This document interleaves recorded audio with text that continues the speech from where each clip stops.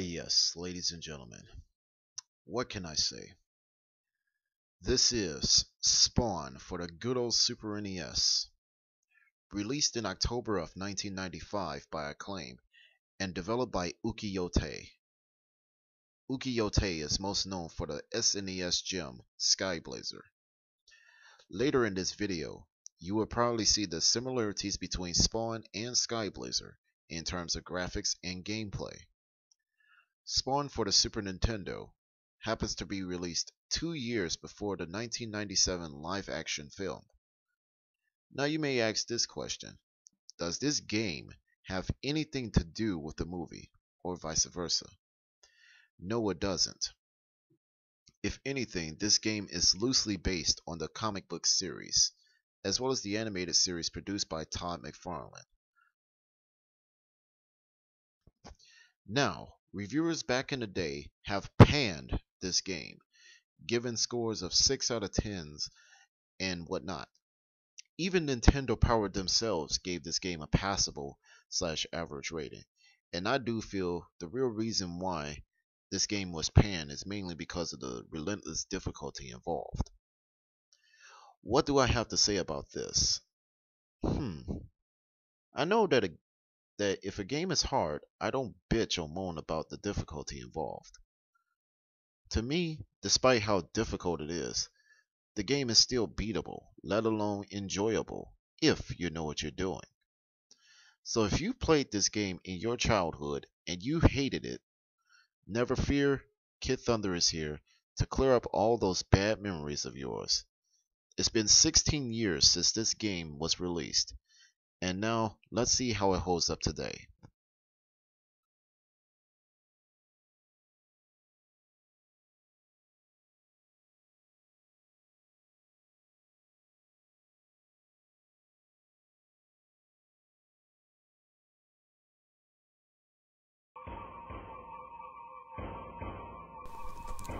As we all know, the story behind this game is loosely based on the comic book and animated television series by Todd McFarlane, as I have mentioned earlier in this video. The story revolves around Al Simmons, which he happens to be Spawn's alter ego, according to the comics. As we may look at this, Al Simmons, aka Spawn, is known as an anti-hero according to Wikipedia. He may seem bad and harmful, but generally he is at least doing some good.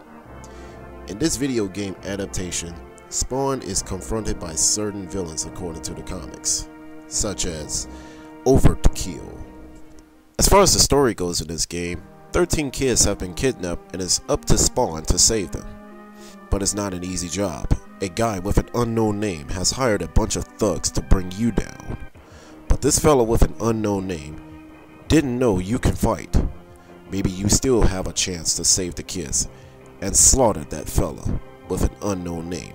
In this game, it is time to rescue those children and give that unknown fella the justice he deserves.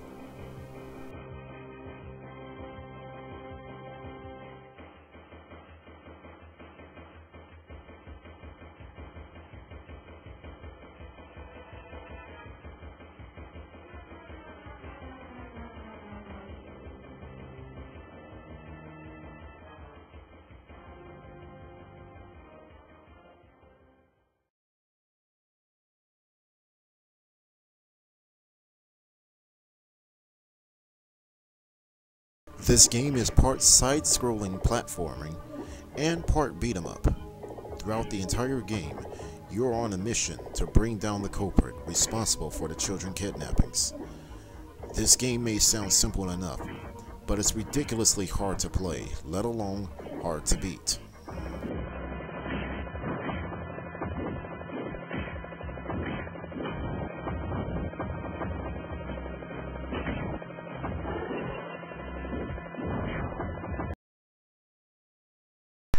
Now, the controls in this game, it can be a mixed bag.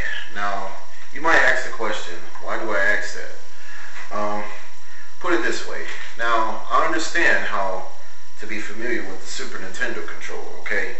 But in this game, I mean, there are so many attack buttons. Now, we can be very thankful that this game right here, it has, better play control than, say, Batman Forever. And what's the differences between this game and Batman Forever? Well, at least this game has a jump button. So, that's my theory.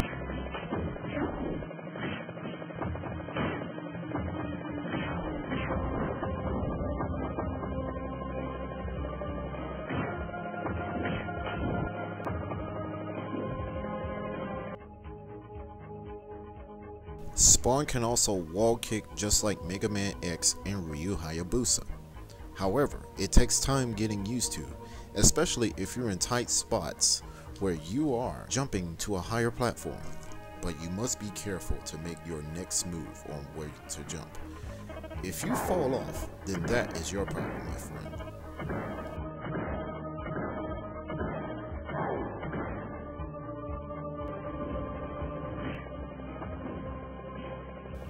Also, if you look at the status display on the top right of the game screen, you will notice a ratio of numbers. If you're playing this game for the first time, you wouldn't know what the hell it's supposed to represent. I will tell you, to the best of my ability, what it is, but I can't guarantee you by getting this part right. Why? Because I don't have the instruction manual for this game. The numbers on the top right supposed to represent the amount of powers and lives Spawn has throughout the duration of the game. Be sure to keep it maintained and avoid using so many of these continues, or you will continue to die a heck of a lot.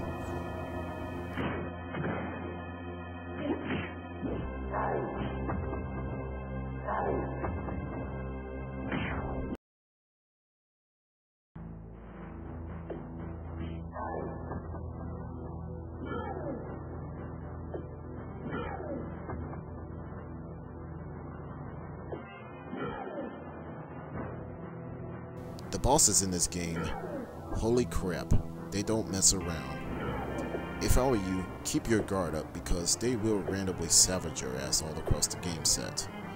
Be warned. After you beat a certain boss, a password is given to you. If you get through the entire game, you deserve a medal.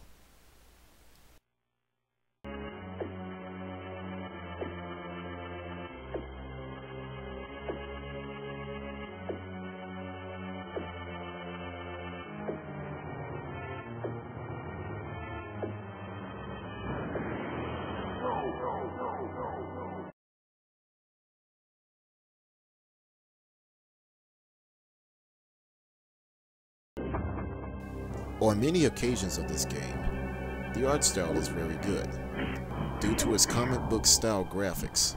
If you played games like Maximum Carnage, then you'll see what I mean. I really like the cutscenes, and due to each scenario of the game, they are polished to the fullest extent. If Nintendo had a CD-based add-on for the Super NES, and if this was a CD-based game, I can assume that the cutscenes will be AMVs. So to clear things up, I like how this game is presented to you with the distinctive designs of each stage.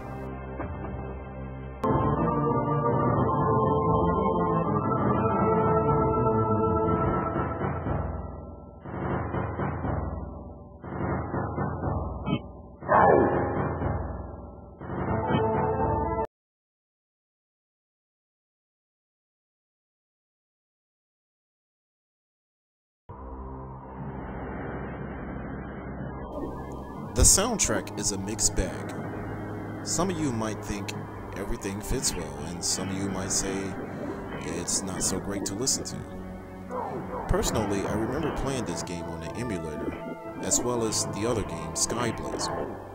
Like I've mentioned earlier, both this game and Sky Blazer, since both games are developed by the same company, Ukiyo-Tei, have that similar orchestra type sound. The moves in Spawn for the Super Nintendo portrays the situation in each stage of the game very well. So overall, the soundtrack is not so bad, in my opinion.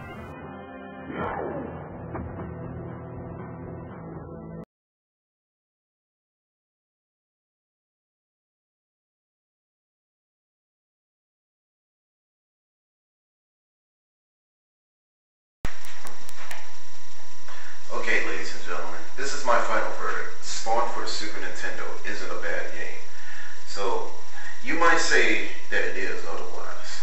I mean, mainly because it's the comic book license game and whatnot, and people would say things like, one thing about most comic book based or any movie license based games tend to suck. But let me tell you, coming from my personal experiences playing this game, it doesn't really suck. I mean, yeah, the game is pretty hard and whatnot, but come on. It's just a great game. I mean, some comic book based video games tend to be hard, but is Spawn for the Super Nintendo crap? No, it's not. So my suggestion to you, ladies and gentlemen, go out there, buy yourself a Super Nintendo, and get this game. This game runs fairly cheap on the market. I remember paying like $5 for this game at a local play and trade. So that's all I can say. As of now, this is kidThunder signing off. Take care. Stay tuned for future reviews.